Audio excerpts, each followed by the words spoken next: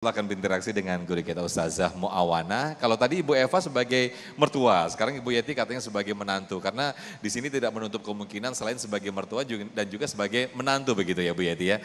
Silakan Ustazah Muawana. Ya, bagaimana Ibu Yeti? Sehat? Sehat, alhamdulillah. Apa yang mau ditanyain? Kenapa Ustazah? Apa yang mau ditanyain? Oh, gini. Kan katanya tadi banyak pertanyaan ya, nih. Sepertinya gini, masalah menantu sama mertua. Tidak kita bisa pungkiri, banyak sekali terjadi. Karena itu mudah merupakan karakter. Nah, sebagai suami kan, kalau seorang istrinya itu tidak cocok dengan mertua, berantem terus, masalah terus. Nah, sebagai suami kan bingung. Bagaimana itu kiatnya Ustazah? Nah, makasih. Kiat sebagai suami tadi jatuhnya. Iya. Kalau punya menantu, ibu posisinya menantu apa mertua? Menantu ibu-ibu. Menantu. Walaupun saya ibu mertua kebetulan udah nggak ada. Tapi saya alhamdulillah dari mulai nikah sampai saat mereka meninggal, alhamdulillah itu benar-benar mertua yang luar biasa. Masya Allah. Karena gini, saya sebelum nikah dengan suami itu dia cerita, saya ini loh punya keluarga 10. Ibu saya dulu punya anak 10, tidak punya pembantu, ngurusin anak semua. Saya anak kelima dan anak pertama laki-laki. Saya langsung masuk ke otak saya, kasihan banget. Ini berarti anak suami saya ini anak yang diidam-idamkan. Berdoa biar dapat anak laki-laki. Kedua udah hamil 9 bulan, terus melahirkan, menyusui, menyekolahkan. Terus ini udah jadi orang. Udah dinikahkan, terus saya mau ngasihi suami, saya malu sekali dengan Allah. Jadi kalau misalnya pertama nikah 1 bulan, suami ngasih amplop, kasihkan buat mama papa. Saya bilang tidak, kasihkan sendiri. Itu lahan antara anak sama orang tuanya. Kalau saya ke menantu, rezeki saya tidak akan tertukar, saya bilang gitu. Terus akhirnya suami ngasihin, saya tidak pernah tahu suami itu ngasih ke keluarganya. Saya kan pendatang, dapat udah enak aja. Maksudnya suami udah berhasil, saya menikmati. Nah ini ibu-ibu sama adik-adik kakak-kakaknya kan mengalami hal-hal yang mereka berjuang. Itu yang saya inikan. Jadi kalau misalnya suami cerita, dia ada apa-apa, dia cerita tentang dia keadaan ini. Mungkin buat bapak-bapak yang baru-baru nikah juga ya, untuk menginikan suami dengan mertua, dia harus cerita bagaimana dia dulu. Jadi si istri akan mencari posisinya. Ya itu yang saya sampaikan. Makasih. Ya. Oke, baik. Wah, pertanyaannya panjang, berarti jawabannya harus panjang. Ini Damai Indonesiaku sampai jam berapa ya? Maghrib kali. Sampai jam 5 katanya. Jujun, kita sampai jam 5 siap? Oh aman. Masya Allah. Alhamdulillah ibu posisinya menjadi menantu. Menantu, ya. Menjadi menantu yang mana kondisinya sudah enak katanya. Iya. Yang mana kita pertama dulu harus bersyukur. Kenapa bersyukur? Allah tempatkan kita punya suami soleh cetakan dari mertua kita. Kita punya suami baik hati itu cetakan mertua kita. Jadi nggak boleh gesek-gesek sama mertua, nggak boleh. Suami kita baik, yang didik siapa? Orang tuanya. Suami kita jadi soleh, yang ngempanin dari kecil, ngempanin emang kambing. Yang ngasuh dari kecil siapa? Orang tuanya. Kita ketika suami udah sukses kebagiannya kita sebagai istri, sebagai menantu kita udah tinggal enaknya satu, banyak-banyakin syukur kepada Allah karena kita dikasih nikmat. Tapi nikmat itu kadang bisa jadi ujian buat kita. Kita punya suami, kita lihat perfect, rezekinya banyak. Lihat mertua baik, tapi ingat dalam kehidupan pasti ada aja yang namanya cobaan. Cobaan dari mana aja? Apa lempengan dari anak kita, betul ibu? Apa lempengan dari tetangga kita? Apa lempengan dari ipar-ipar atau kakak-kakak kita, betul?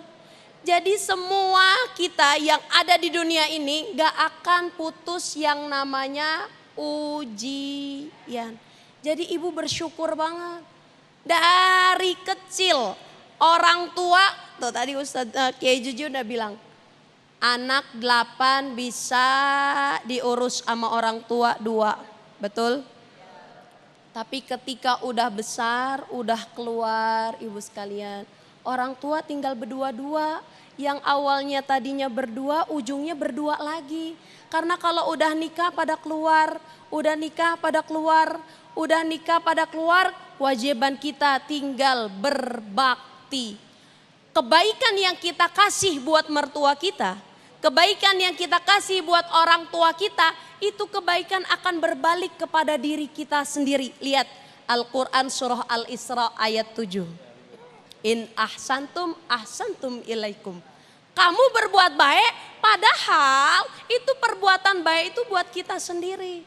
Jadi ada orang baik sama kita, dulunya orang tua kita pernah berbuat baik sama orang. Atau kita pernah punya sikap yang baik sama orang. Jadi nggak ada ruginya berbuat baik sama mertua. Ibu dapat mertua baik, dapat suami baik, ganteng lagi ya Bu ya. Saya belum lihat juga sih ganteng apa enggak. Punya suaminya baik, mertuanya baik, barangkali ini salah satu doa yang mustajab dari orang tua ibu. Orang tua Bu, kalau doain anak panjang kali lebar. Kadang-kadang orang tua suka lupa doain diri sendiri. Gara-gara suka mikirin doa buat anaknya. Ya Allah, anak saya lagi belajar, kasih kemudahan. Ya Allah, anak saya belum ketemu jodohnya, kasih jodoh yang seakidah, yang sekufu. Ya Allah, anak saya lagi usaha, kasih gampang usahanya. Padahal emaknya lagi melarat, betul gak Bu? Lupa doain diri sendiri. Tapi dia selalu ingat doain anak, mantu, cucunya. Rabbana hablana min azwajina wa zurriyatina qurrata a'yun waj'alna lil muttaqina. Jangan suka bedain mertua mah mertua, bukan. Mertua sama dengan orang tua. Yang mana bakti kita harus sama kepada orang tua. Karena kenapa? Nabi bilang siapa yang mau panjang umur, amin ngapa? Siapa yang mau rezekinya bertambah, falyabirru walidayhi, bakti ama orang tua.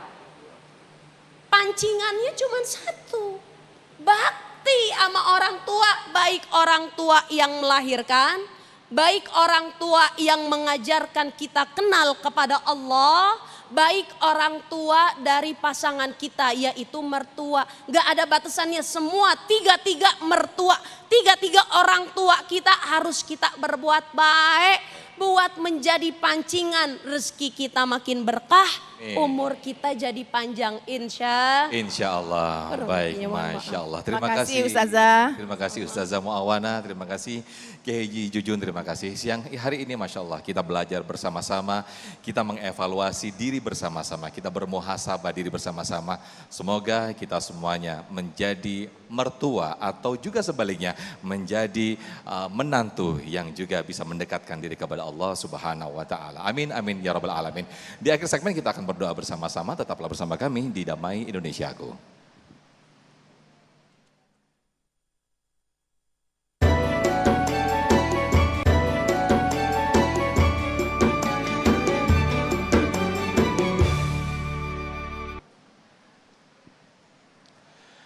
Baik, alhamdulillahirrahmanirrahim. Pemirsa, tidak terasa kita sudah di penghujung acara Damai Indonesiaku. Nah, bagi Anda yang ingin menyaksikan kembali tayangan-tayangan kami, Anda bisa buka portal kami. Atau bagi Anda yang ingin melihat informasi seputar dunia Islam, Anda bisa membuka portal kami di www.damaiindonesiaku.id. Sekali lagi, di www.damaiindonesiaku.id.